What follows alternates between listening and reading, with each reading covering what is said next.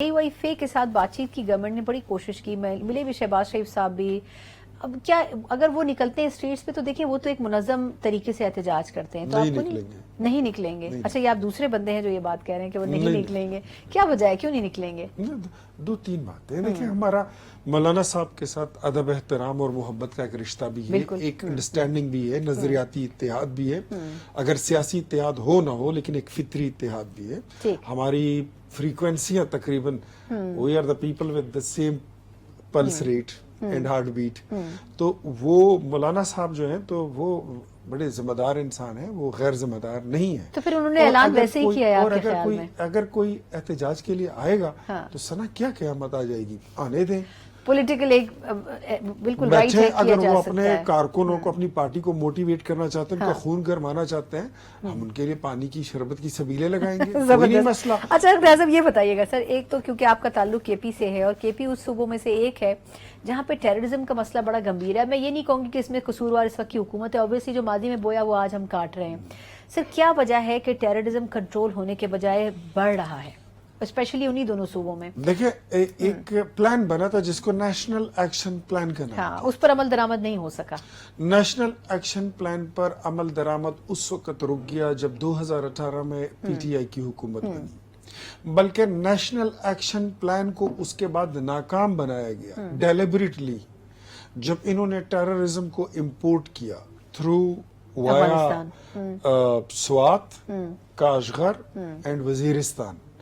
और इन्होंने कहा था कि हम 5000 फैमिलीज को ला रहे हैं, बट वो 15000 फैमिली से ज्यादा लोग थे, उनको आबाद किया। और मैं आपके शो में पहले भी ये बात कर चुका हूँ। फिर इन्हीं से बत्ता लिया उन्होंने, पैसे लिए, इनके बंदे अगवा किए, पुलिस को उठा के ले गई और इनके वजीरों से तावान लिया। फिर वजीर आला उस वक्त जो था उससे 50 करोड़ रुपए तावान लिया है।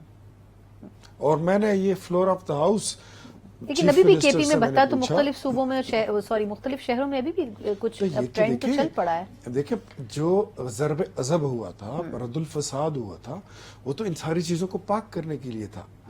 और उसके बाद अगर आप एक पॉलिसी, इतना बड़ा चेंज आपकी पॉलिसी में आता है कि आप उनको दोबारा ला रहे हैं, आप क्या करने क्या जा रहे हैं, आपके टारगेट्स क्या हैं?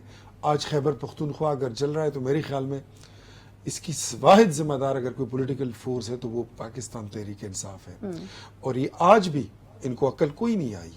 आज भी अली अमीन साहब जो कहते हैं कि मैं अफगानी लोगों को बाहर नहीं भेजूंगा, वापस नहीं भेजूंगा, मैं डायरेक्ट उनसे बात करूंगा, ये इनका डोमेन है ही नहीं। अच्छा, ये अब क्योंकि 31 मार्च की डेडलाइन गुजर गई, टाइम भी खत्म हो रहा है, मुझे ये फरमाएगा कि अभी पॉलिसी इंप्लीमेंटेशन क्या होगा? इस्लामाबाद की हद तक होगा या आप केपी में भी चाहेंगे कि आहिस्ता आहिस्ता अफगानियों को वापस भेजा जाए? बिल्कुल, वो लोग जा रहे हैं। वो तो नहीं, लेकिन वो तो एग्री नहीं है, वहाँ की गवर्नमेंट कह रही है हम सोचेंगे कि इस पर अमल करें या ना करें। नहीं, रोजाना के हिसाब से वो लोग जा रहे हैं।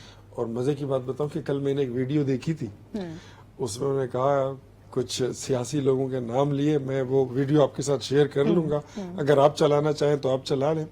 पॉलिटिकल वो लोग जो आजकल अपोजिशन में बैठे हैं कि ये हमें पैसे देकर हमें अपने जलसों में लेकर जाया करते थे, और वो लोग, उनको वापस भेजा जा रहा है। और उनको वापस भेजा जा रहा है। अफगानिस्तान में जाकर उन्होंने ये स्टेटमेंट दी है।